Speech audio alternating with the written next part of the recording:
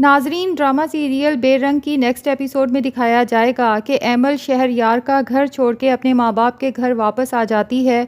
और उसे लगता है कि उसकी घर की बर्बादी की ज़िम्मेदार उसकी बहन एनी ही है। ना एनी उसकी प्रेगनेंसी का झूठ बोलती, ना ही घर में इतना बड़ा हंगामा होता, हत्ता कि शहरयार भी अब एमल को एक झूठी और मक्कार औरत समझने लगा है। हालांकि एमल को तो पता भी नहीं था कि वो सच में प्रेग्नेंट है या नहीं, लेकिन एमल समझती है कि एनी ने यह झूठ जानबूझ के बोला था और अब उसका खमियाजा एमल को भुगतना पड़ रहा है। लेकिन एनी जब अपनी बहन एमल को मनाने और समझाने आती है तो एमल तो उसकी कोई बात सुनने को तैयार ही नहीं, जिस पर एनी कहती है कि अगर एमल को यही लगता है कि मैंने उसका घर बर्बाद किया है और अपना घर बसाने की कोशिश की है तो मैं अपना घर छोड़ के आने को तैयार हूँ, सिर्फ़ और सिर्फ अपनी बहन एमल को यकीन दिलाने के लिए कि जो कुछ हुआ गलत फहमी में हुआ। बहरहाल एनी के पेरेंट्स जब उसकी बात सुनते हैं तो बहुत डर जाते हैं कि कहीं जोश में आके एनी ये गलत फ़ैसला ले ही ना ले, इसीलिए उसे समझाते हैं कि फ़िलहाल तुम अफ़ान के साथ वापस चली जाओ, जब एमल का गुस्सा कम होगा तो हम उसे समझाने की कोशिश करेंगे। लेकिन दूसरी तरफ अफ़ान, जो एनी की इस बात पर बहुत ज़्यादा डर जाता है कि अगर एनी घर छोड़ के चली गई तो मेरा क्या होगा। अभी तो वो इन्हीं कोशिशों में था कि एनी उसे एज ए हस्बैंड एक्सेप्ट कर ले और उन दोनों के दरमियान की दूरियां ख़त्म हो जाएं। भला वो एनी के ख़िलाफ़ जीने का सोच भी कैसे सकता है। इसलिए वो एनी को समझाने की कोशिश करता है कि उसे एमल के लिए इतनी बड़ी बात नहीं करनी चाहिए और इस सब में भला अफ़ान का क्या कसूर है। अगर वो अफ़ान को छोड़ के चली जाएगी तो अफ़ान का क्या बनेगा। और एनी को समझाता है कि अब हमारे दरमियान जितनी दूरियां हैं ये भी ख़त्म हो जानी चाहिए। क्या मेरा कोई हक नहीं बनता कि मैं अपनी बीवी के साथ एक नॉर्मल ज़िंदगी गुजारूं। एनी कहती है कि अफ़ान, तुमने निकाह अपनी मर्ज़ी से किया था, लेकिन ये दूरियां मैं अपनी मर्ज़ी से ख़त्म करूंगी। जब मुझे लगेगा कि मुनासिब वक्त है और मैं तुम्हें दिल से एक्सेप्ट कर लूँगी और मेरा दिल तुम्हारी तरफ माइल होगा तो ये दूरियां खुद ब खुद ख़त्म हो जाएंगी। अफ़ान एनी से कहता है कि आखिर तुम्हें मेरी मोहब्बत पर एतबार क्यों नहीं आता, जिस पर एनी कहती है कि यही मोहब्बत के दावे तुमने सिदरा से भी तो किए होंगे, उससे भी तो तुमने शादी का वादा किया था। अगर तुम अपनी पहली मोहब्बत को छोड़ सकते हो तो जब मुझसे दिल भर जाएगा या मुझसे बेहतर कोई मिल जाएगी तो मुझे भी छोड़ दोगे। अफ़ान को एनी की ज़हनियत पर अफसोस होता है। उसे बारहा बता चुका है कि सिदरा के साथ मेरा मोहब्बत का कोई रिलेशनशिप नहीं था। अगर उसे मुझसे मोहब्बत थी तो ये उसका मसला था। मेरे पास शादी के लिए और कोई ऑप्शन ही नहीं थी और मम्मी मेरी शादी आयमा से करवाना चाहती थी। ऐसे में जब सिदरा ने मुझसे शादी की ख्वाहिश ज़ाहिर की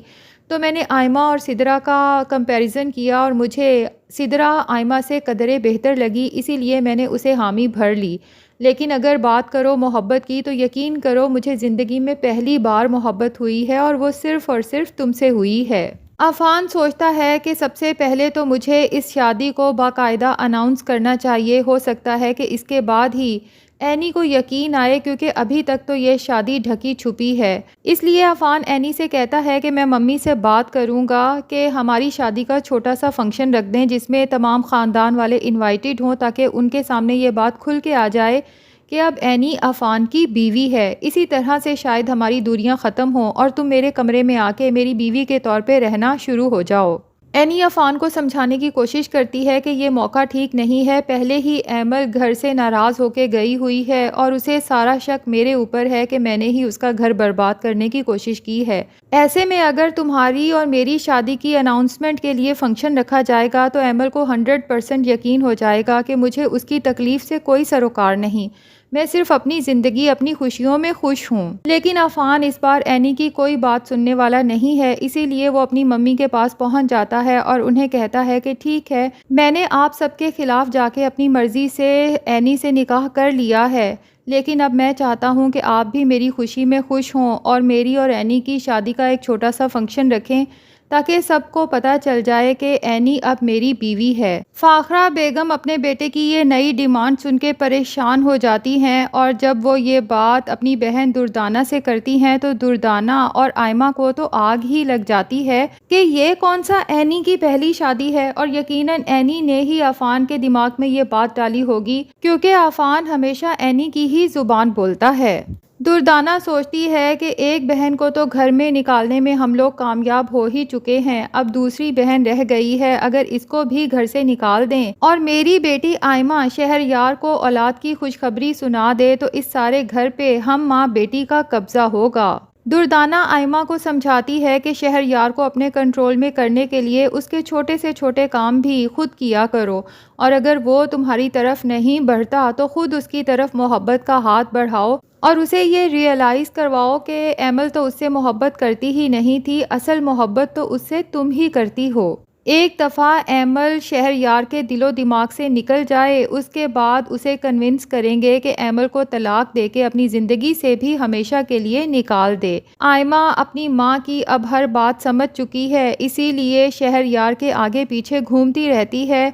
शहरयार भी जब देखता है कि सुबह ऑफिस जाने के लिए आयमा उससे पहले उठी होती है, उसके लिए नाश्ता तैयार करती है और फिर शहरयार की तैयारी में भी उसको हेल्प आउट करती है, उसका कोट खुद पहनाती है, कीज़ वगैरह खुद हाथ में पकड़ाती है, तो शहरयार को याद आता है कि जब मैं पहले तैयार होता था, एमल सो रही होती थी, तो मैं अगर उससे कोई काम कहता था तो वो बजाय उठ के मेरे काम करने के मुझे सुना देती थी कि घर में नौकरों की इतनी फ़ौज है, आप उनसे ये काम ले लें, मेरी नींद ख़राब करनी क्या ज़रूरी है। आयमा भी परख लेती है कि यकीनन शहरयार को एक दफ़ा फिर एमल की याद आ रही है, तो जानबूझ के उसे कहती है कि मुझे पता है आपको एमल किस लिए याद आ रही है, दरअसल पहले ये सब काम आपके एमल करती होगी ना जो अब मैं कर रही हूँ। तो शहरयार उसके सामने अपना दिल खोल के रख ही देता है कि एमल ने तो मेरा आज तक ऐसा कोई काम नहीं किया, वो तो सुबह सोती रहती थी और मैं खुद ही तैयार होकर ऑफिस चला जाता था। इसीलिए कहते हैं कि शौहर के सब काम अपने हाथों से करने चाहिए। अब आयमा जो कि पहले शहरयार को कत्तन पसंद नहीं थी, लेकिन अपनी इन छोटी छोटी बातों की वजह से उसके दिल में घर बनाना शुरू हो चुकी है और वो आयमा के बहुत नज़दीक आता जा रहा है। बहरहाल चूँकि अब आयमा और दुर्दाना का नेक्स्ट टारगेट एनी है, जिसे इस घर से निकलवाना बहुत ज़रूरी है, तो आयमा फ़ाखरा से कहती है खाला असल फ़साद की जड़ ये एनी है, जितनी जल्दी हो सके इसे घर से निकाल दें, क्योंकि एमल की प्रेगनेंसी की झूठी खबर तो इसी ने हमें आके सुनाई थी ना।